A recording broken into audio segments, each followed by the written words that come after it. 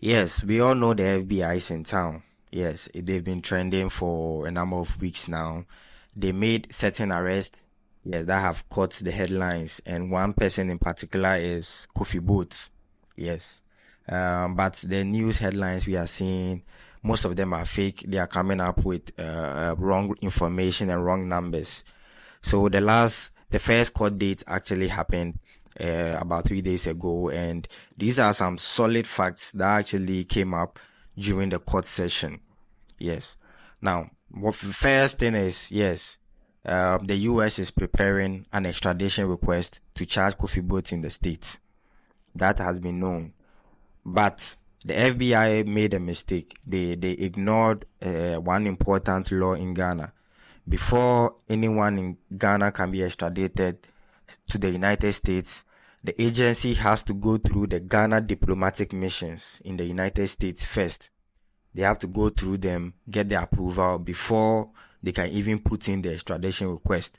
So as we speak now, the FBI have violated one law in Ghana by not going through the Ghana diplomatic mission in the United States pending Kofi Boat's extradition request. So they have failed to do that, and they actually realized that in court. Kofi Boat's lawyers are actually very good. They are smart. They came up with more points. Now, another thing is the amount in question is not $100 million like it is stated in the media. That is actually false. It is fake. The amount in question tied to Kofi Boat is actually less than $300,000. That was how it was stated in court. Less than $300,000. That particular transaction came up because another Ghanaian in the States, known as Frederick Asante, who has been arrested as we speak now for wire fraud schemes, he actually made that payment on behalf of Kofi Boat. Yes, Frederick Asante made that payment in the United States on behalf of Kofi Boat. According to the phone records that the FBI intercepted, it shows that Kofi Boat and Frederick Asante were discussing this $300,000. But the FBI made another mistake again. You understand? They misinterpreted the meaning of the word rate. Yes, you know the Ghana cedi rate to the US dollar doesn't stay stable. So when you are dealing business with someone, you need to agree upon a rate. So the FBI misinterpreted the word rate, thinking they were actually going to share the money. And in court, documents have proved that the payments were legitimate. That less than $300,000 payment Frederick Asante made on behalf of Kofi Boat have been proven to legitimate transaction. So again, as we speak, the FBI does not have any strong evidence to tie Kofi Boat to any $100 million or fraudulent scheme.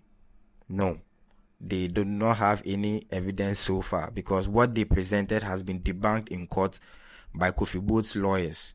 And actually, the FBI have realized that no, they need to come back stronger, they need to come back harder.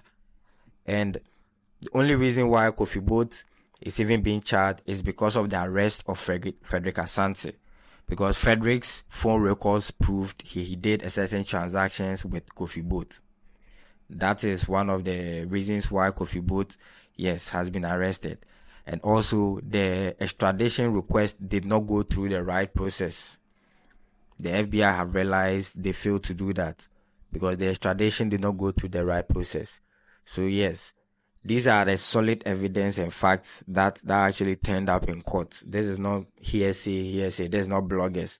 This is actually solid facts.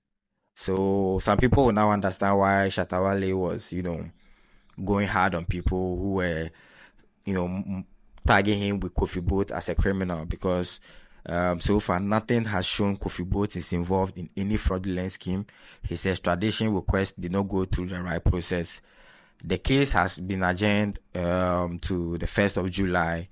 So from there, we will know what exactly is going to happen. But like I said, as we speak, the FBI needs to come back stronger. Yes, they need to come back stronger with more evidence than what they presented on during the first court session. Because nothing shows Kofi Boat is involved in any fraudulent scheme. And the only reason why they are tying him to anything is because of Frederick Asante, who did business probably once or more. But the business has been proven to be legitimate. And Kofi Boat actually reimbursed Frederick Asante in Ghana cedi at the agreed rate. That was what another thing the FBI misinterpreted, and they made a mistake over it. They thought the rate was something they were going to share. Meanwhile, it was an agreed dollar to cedi rate. Yes. So, like I said, Kofi Boat is still innocent until proven guilty, of course. But the FBI needs to come back with stronger and more concrete evidence, because their first court dates show that they are not well prepared. Kofi Boat lawyers are even saying anything, if the extradition will go through, then it is actually kidnapping, because they have failed to go through the Ghana diplomatic mission. They have broken the law in Ghana, and they need to come back harder. And the last thing is Kofi Boat has voluntarily agreed to face prosecution in the state if anything can be found against him. Yes. So these are some facts that came up in court. Yes. And Kofi Boat is not involved in $100 million. He still is innocent, and yet the FBI is yet to present any concrete evidence tying him to any form of fraudulent schemes. Yes. So I hope this helps you. And the date has been adjourned to the 1st of July, and I'll keep you updated for any new information.